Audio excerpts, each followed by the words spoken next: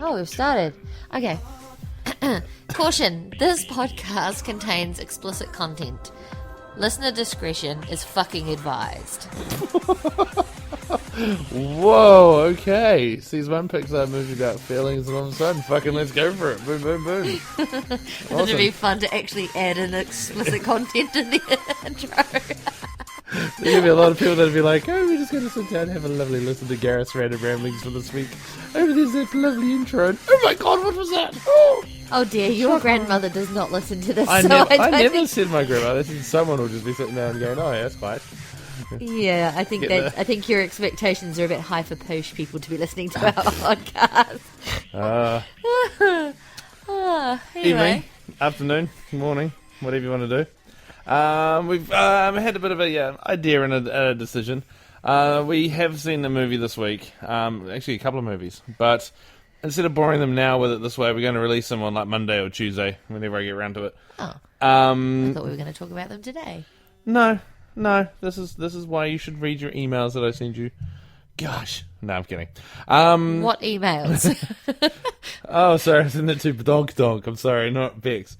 Sorry, Badonk. I don't know, I'm tired, leave me alone. Well, we thought if this one here, we can do more of just like the news stories, the funny shit that we come up with and find and all that kind of stuff. And we'll do one during the week about movies, which we can just focus on movies on that type. Because we love movies, and we love TV shows, and we love, I don't want to like kind of condense everything into one kind of thing. Which is probably why things used to get really, really, really, really, really, really, really, really long. Yes, and not just because, it was warm and had my dick out. I mean, it was a case of... Gareth! Hey-o! It was just a case of, we can kind of condense it or move it to one and that kind of thing. So that's what we're going to do from now on. So now, after 2 minutes of asking about that, it's this week's Wrinkles. So, yes. Or did you want to introduce the Wrinkles? No, just by saying the same thing, basically, is what I just said then? No, I'm good. You can do it. You're on it. There we go. What's that on your forehead? It's the Wrinkles. I have no idea. I'm sorry, what? I have no idea. Do you want a slap? No, not you. I just mean that was like a fairly good intro of someone randomly talking to someone, but I don't know. Yeah, it also could be offensive. Yeah, well, only if you take it that way, so it's fine. Hey-o. I see it the other way to do it. Up the anus. Gareth!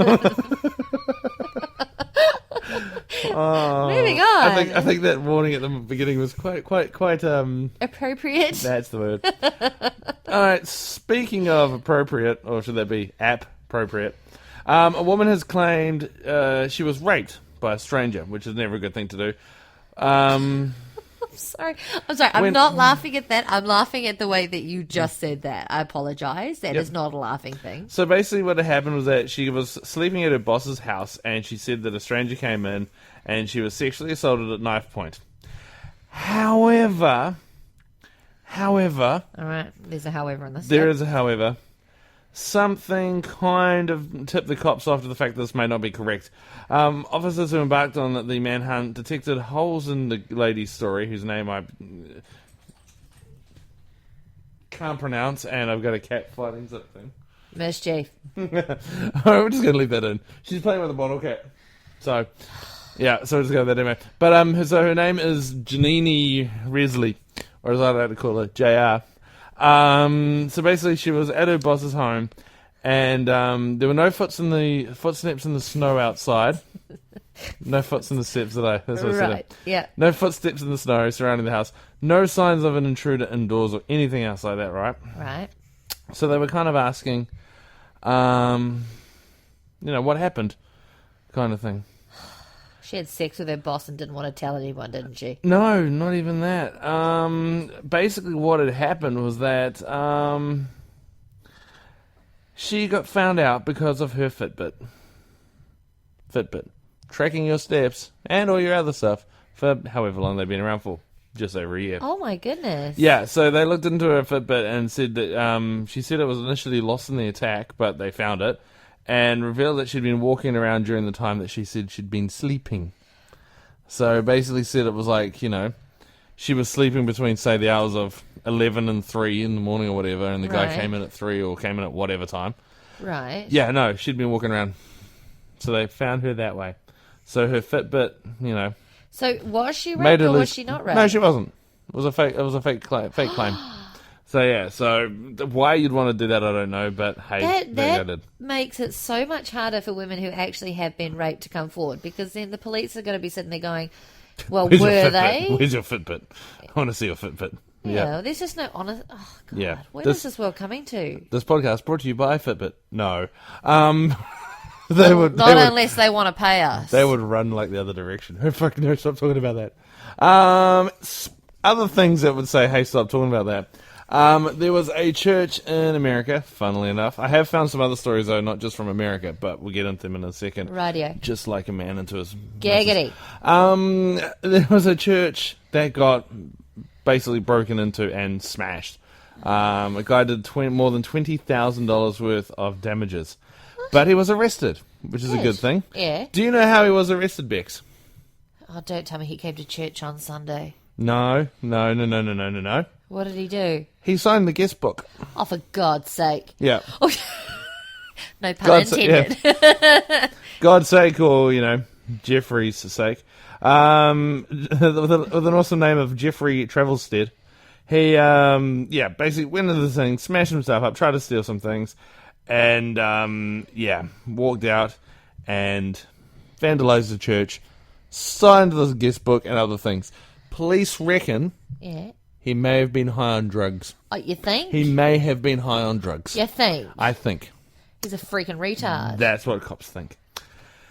Also, speaking of retards, I think it's really weird how I try and link every story together, but hey, it makes more fun and more sense that way. Well, yeah. Okay. Anyway, speaking of crazy bitches, probably should have been up the first one. I like that. Let's go for that one.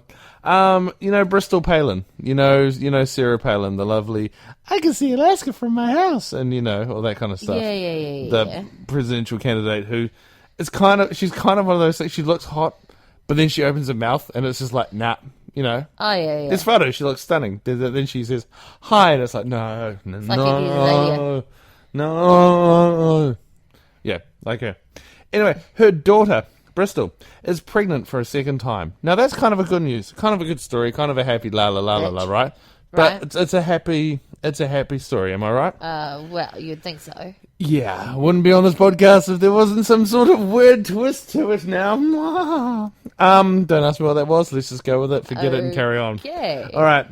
So, she is pregnant, second time, to whoever the hell the father is, because she doesn't say here. But the reason why the story makes it a big deal, she gets paid $262,000 a year going around to schools and everything else like that, speaking on the wonder that is abstinence. What? Yeah. She's released a press statement or blog or whatever the fuck she does.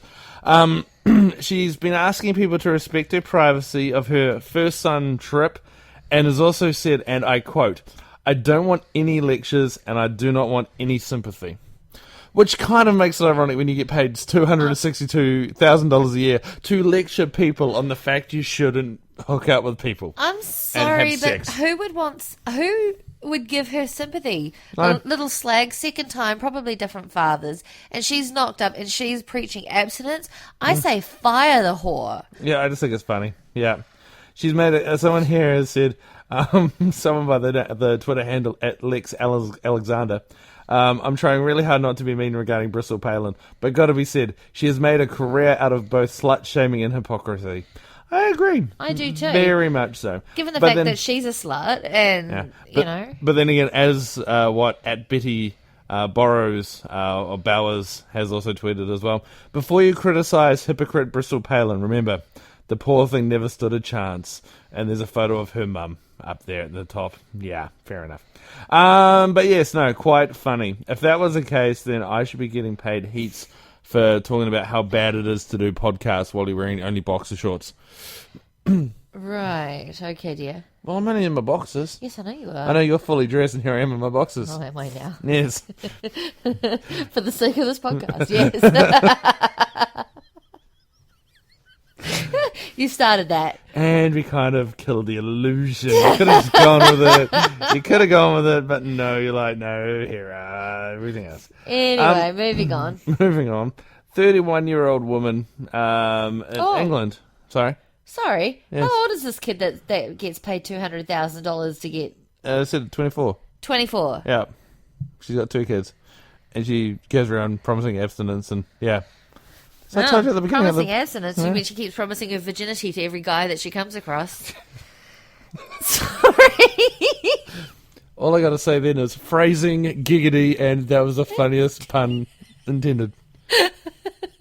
Every guy she comes across. Get it? Giggity. Okay, I got you. All right, let's move back on now to the 31-year-old Yes, woman. please do. From England, who has fallen in love with something called Tim and says it's the best sex she's ever had. Don't you feel lucky for her?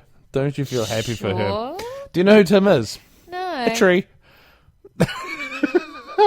One of these She days, what? One of these days, we're going to film this podcast just so that people out there can see the look on your face when I tell you these stories. Sometimes it's like, say what? I think next But yes, no, we're more close if name- we're going to do that. no, I just leave my boxes on. It's fine. Her name is Emma McCabe, and she says she's fallen head over heels with a sturdy poplar tree, and she's happy after a string of disastrous relationships. She's also said sex with the tree is the best she has ever had with anyone. Now, that just makes me laugh because, you know, what happens when the tree cheats on her with a woodpecker? Or, you know, she goes to start doing it, finds a raccoon deep inside her tree. That is going to be a little bit on the awkward Christmas card list, you know? Imagine that, though, posing for the Christmas card tree next to a Christmas tree, which could be his relative, you know? What about posing next to a Christmas tree where 2 chipmunks are humping in it? Then there's some real problems going on there. How that got into your brain, I have no idea. But I'm also kind of proud. Oh, I'm not going to lie. I'm not going to lie. Try explaining that threesome. Well, she was burying her nuts in my tree, and I thought, fuck it, I'll join on, and woo, yeah. I'm sorry. Do you reckon she goes through a forest and all that kind of stuff and just thinks of having a swinger party? Oh my It's like god. swinging from tree to tree like Tarzan, just, you know. I don't get the dynamics of that. How can you have sex with a tree? Well, when a What is man tree and a female get fall in love or get really, really drunk, then No. It doesn't make any sense to my brain. It's just like, as I said, the tree shows her his nuts, and she decides to. right, okay. Yeah. But then how would you explain a splinter in your nono when you go Oh. Okay.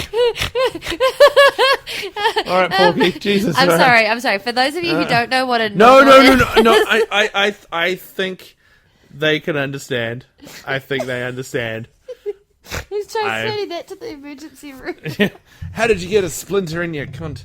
Well, I was climbing the poplar tree and... And I was climbing the poplar tree. Why weren't you wearing undies? Well, you know, I'm in love with them, so, you know, I thought... I was fucking him with everything I had. Branches and all. Well, you could. Anyway. You know what? We're missing the one key pun on this whole entire thing. What was it? We could have just said she was rooting it. Oh. All right. I think that's Sorry. it. Should I that be enough? think we need to move on now before it gets worse. All right.